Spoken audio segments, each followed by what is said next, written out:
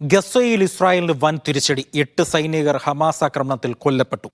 പുതിയൊരു വാർത്ത തന്നെയാണ്. റഫേലിലെ ഇസ്രായേലിന് വലിയൊരു തിരിച്ചടിയാണ് ഇന്ന് വൈകിട്ട് നേരിട്ടിരിക്കുന്നത്. 8 സൈനികർ വധിക്കപ്പെട്ടതായി ഇസ്രായേൽ സേനാ നേതൃത്വം തന്നെ ഔദ്യോഗികമായിട്ട് വെളിപ്പെടുത്തി. വളരെ ശക്തമായിട്ടുള്ള ആക്രമണം വന്നു. ആ ആക്രമണത്തിനിടയിലാണ് ഇവർ കൊല്ലപ്പെട്ടത് എന്ന ഒരൊറ്റ വരി വിശദീകരണം മാത്രമാണ് ഇസ്രായേൽ സൈനിക നേതൃത്വം പുറത്തുവിട്ടിരിക്കുന്നത്. മാത്രമല്ല, ഇവരുടെ മൃതദേഹം കണ്ടെടുക്കാനുള്ള നീക്കങ്ങൾ ഇനിയും വിജയിച്ചിട്ടില്ല എന്ന ഒരു പ്രതികരണം കൂടി ഇസ്രായേൽ സൈനിക നേതൃത്വത്തിന്റെ ഭാഗത്തുനിന്ന് വരുന്നുണ്ട്. കാരണം ആ മൃതദേഹം കണ്ടെത്താൻ വേണ്ടി പ്രത്യേക ഹെലികോപ്റ്റർ ആ ഭാഗത്തേക്ക് നീങ്ങാൻ ശ്രമിച്ചിരുന്നുവെങ്കിൽ പോലും അതിന് സാധിക്കാതെ വന്ന ഒരു സാഹചര്യമുണ്ട്. എങ്കിലും ആ മൃതദേഹങ്ങൾ ഹമാസ് കൊണ്ടുപോകാതിരിക്കാൻ എല്ലാ നടപടികളും തങ്ങൾ സ്വീകരിച്ചു വരുന്നതായിട്ടുള്ള ഒരു പ്രതികരണവും കൂടി ഇസ്രായേൽ സൈനിക വൃത്തങ്ങളെ ഉദ്ധരിച്ചുകൊണ്ട് ഇസ്രായേൽ മാധ്യമങ്ങൾ റിപ്പോർട്ട് ചെയ്യുന്നുണ്ട്. ഈ വാർത്ത കൂടി വന്നതോടുകൂടി തെല്ലവീവിലും മറ്റും വലിയ തോതിലുള്ള പ്രതിഷേധം കൂടി രൂപപ്പെട്ടിരിക്കുകയാണ്. കാരണം ഗസയിലേക്കുള്ള ഈ കടന്നുകയറ്റം വലിയ തോതിൽ തിരിച്ചടി നേരിട്ടൊരു സാഹചര്യം ഒരു ഭാഗത്ത്.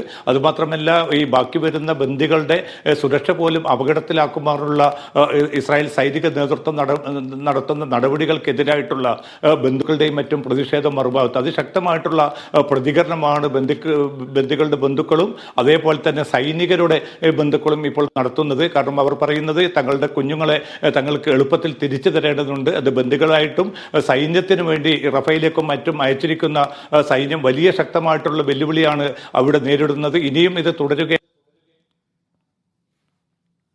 ബന്ധുക്കളും അതോടൊപ്പം തന്നെ സൈനികരുടെ ബന്ധുക്കളും കൂടി ഇപ്പോൾ രംഗത്ത് വന്നിരിക്കുന്നത്. അതേപോലെ തന്നെയാണ് വടക്കൻ ഇസ്രായേലിൽ പിന്നിട്ട 3 ദിവസങ്ങളായി അതിശക്തമായിട്ടുള്ള ഹിസ്ബുല്ലയുടെ മിസൈൽ ആക്രമണവും ഷെല്ലാക്രമണവുമാണ് അതിർത്തി മേഖലയിൽ തുടരുന്നത്. കാരണം നമുക്കറിയാൻ സാധിക്കും, ഒക്ടോബർ 7-നെ തുടർന്ന് ആ ഭാഗത്ത് നിന്ന് ആയുധങ്ങളെ ഇസ്രായേലി പൗരന്മാരെ ഒഴിപ്പിക്കുകയായിരുന്നു. എന്നിട്ട് അവരോട് പറഞ്ഞിരുന്നത് ഒരു മാസത്തിനകം തന്നെ അവർക്ക് തിരിച്ചെത്താനുള്ള സൗകര്യം ഒരുക്കും, അത്രമാത്രമേ വേണ്ടതുള്ളൂ എന്നാണ്. പക്ഷേ ഇപ്പോൾ 9-ാം മാസത്തിൽ എത്തി നിൽക്കുന്ന ഘട്ടത്തിലും അതിശക്തമായിട്ടുള്ള ഈ ആക്രമണത്തിൽ പലരും കൊല്ലപ്പെടുന്ന സാഹചര്യമുണ്ട്. വിദ്യാലയങ്ങൾ പൂർണ്ണമായിട്ടും അടഞ്ഞുകിടക്കുകയാണ്. അതിർത്തി മേഖലയിലെ ജനജീവിതം പൂർണ്ണമായും ഈ 9 മാസമായി താളം തെറ്റി നിൽക്കുന്ന അവസ്ഥയുണ്ട്. പിന്നിട്ട ദിവസങ്ങളിലാണെങ്കിൽ കൂടുതൽ രൂക്ഷമായിട്ടുള്ള ഏറ്റുമുട്ടലിലേക്ക് കാര്യങ്ങൾ നീങ്ങുകയാണ്. ഇതിൽ പ്രതിഷേധിച്ചുകൊണ്ടാണ് ആയിരങ്ങളിൽ നിന്ന് ഈ ഭാഗങ്ങളിൽ വടക്കൻ ഇസ്രായേൽ അതിർത്തി പ്രദേശങ്ങളിൽ തെരുവിലിറങ്ങിയതും നെതന്യാഹു വിരുദ്ധ മുദ്രാവാക്യങ്ങളുമായിട്ട് അവർ ഗവൺമെന്റിനെതിരെ ശക്തമായിട്ടുള്ള ഒരു പ്രതികരണം എടുക്കുന്നത്. ഈ രണ്ട്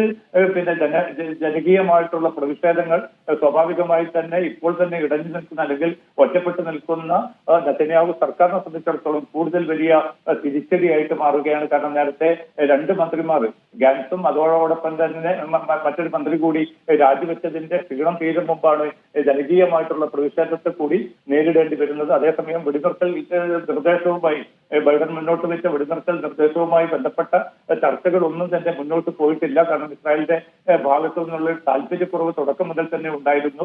ബൈഡൻ ഭരണകൂടവും വേണ്ടത്ര ശക്തമായിട്ടുള്ള രാഷ്ട്രീയ ഇടപെടൽ ഇക്കാര്യത്തിൽ നടത്തുന്നില്ല എന്ന ഒരു പരാതി കൂടി ഉയർന്നിട്ടുണ്ട്. മധ്യസ്ഥ രാജ്യങ്ങൾ മാത്രമാണ് ഇപ്പോൾ പ്രതീക്ഷ പങ്കുവെക്കുന്നത്. കാരണം വൈകാതെ തന്നെ ചർച്ചയിലേക്ക് ഇരു കൂട്ടരെയും കൊണ്ടുവരാൻ സാധിക്കുമെന്നാണ് ഈജിപ്തും അതോടൊപ്പം തന്നെ ഖത്തറും വ്യക്തമാക്കുന്നത്. നേരത്തെ സൂചിപ്പിച്ചതുപോലെ UN നൽകിയിരിക്കുന്ന മുന്നറിയിപ്പ് വളരെ വളരെ പ്രധാനമാണ്.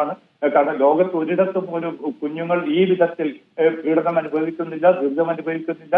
പട്ടിണി അതിന്റെ പാരമ്യത്തിലേക്ക് നീങ്ങുകയാണ്. അതുകൊണ്ട് തന്നെ പല പട്ടിണി മരണങ്ങളും റിപ്പോർട്ട് ചെയ്യപ്പെടുന്ന സാഹചര്യമുണ്ട്. കുഞ്ഞുങ്ങളാണ് ഇതിന്റെ ഏറ്റവും വലിയ ഇരകളായി മാറിയിരിക്കുന്നത്. കാരണം 15,000-ലധികം കുഞ്ഞുങ്ങൾ ഇതിനകം തന്നെ കൊല്ലപ്പെട്ടു കഴിഞ്ഞിരിക്കുന്നു. പട്ടിണിയിലൂടെയും ഇനിയും ആയിരക്കണക്കിന് കുഞ്ഞുങ്ങൾ മരിക്കുന്ന സാഹചര്യമാണ് ഗസയിൽ രൂപപ്പെട്ടിരിക്കുന്നതെന്നാണ് ഏറ്റവും അവസാനമായിട്ട് UN ഏജൻസികൾ മുന്നറിയിപ്പ് നൽകിയിരിക്കുന്നത്. അജയ്, ഒപ്പം തന്നെ MCA G7 ഉച്ചകോടിയിൽ ഇറ്റലിയിൽ നടന്ന ഈ ഉച്ചകോടിയിൽ എത്രയും വേഗം തന്നെ ഈ വെടിനിർത്തൽ അവസാനിപ്പിക്കണം എന്നതടക്കമുള്ള ആവശ്യങ്ങൾ ഉന്നയിച്ച് പ്രമേയം പാസ്സാക്കുന്ന ഒരു സാഹചര്യം, ദുബായ് ഭരണാധികാരിയും ഒക്കെ ഈ ആവശ്യം മുന്നോട്ട് വെക്കുന്ന സാഹചര്യങ്ങളൊക്കെ ഉണ്ടായിരുന്നു. അപ്പോൾ ലോകരാജ്യങ്ങളൊക്കെ തന്നെ ഇങ്ങനെ ഇസ്രായേലിന് മേൽ സമ്മർദ്ദം ചെലുത്തുമ്പോൾ സമാധാനത്തിലേക്ക് ഇനി എത്ര നാൾ കാത്തിരിക്കേണ്ടി വരും ശരിക്കും ഗസയ്ക്ക്?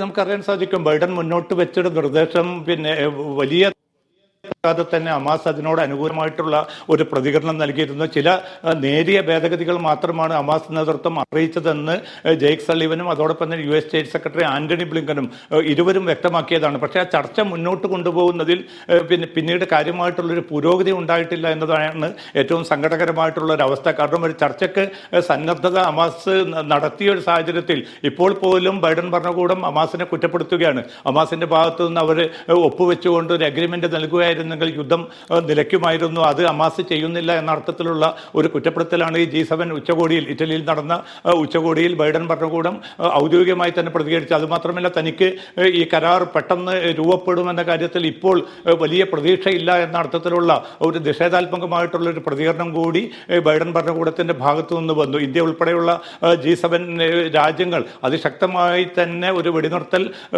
എത്രയും പെട്ടെന്ന് നടപ്പാക്കണം എന്നൊരു നിർദ്ദേശം ഈ ഉച്ചകോടിയുടെ ഭാഗമായിട്ട് മുന്നോട്ട് വെച്ചു. അവസാനം പുറത്തിറക്കിയ കമ്മ്യൂണിക്കയിലും പറയുന്നത് ഗസ വെടിനിർത്തൽ ഏറ്റവും പെട്ടെന്ന് തന്നെ നടപ്പാക്കേണ്ടതുണ്ട്.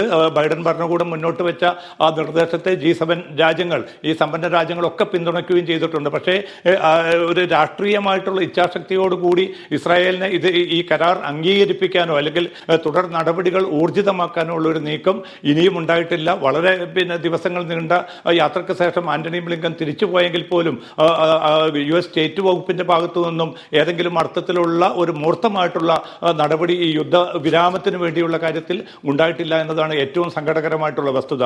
അജയ്. ശരി, MC നാസറാണ് വിവരങ്ങൾ നൽകിയത് ദുബായിൽ നിന്നും.